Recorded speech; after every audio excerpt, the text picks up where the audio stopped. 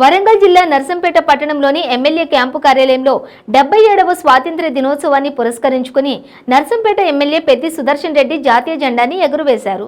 ఈ కార్యక్రమంలో స్థానికులు, పట్టణ బీఆర్ఎస్ నాయకులు పాల్గొన్నారు।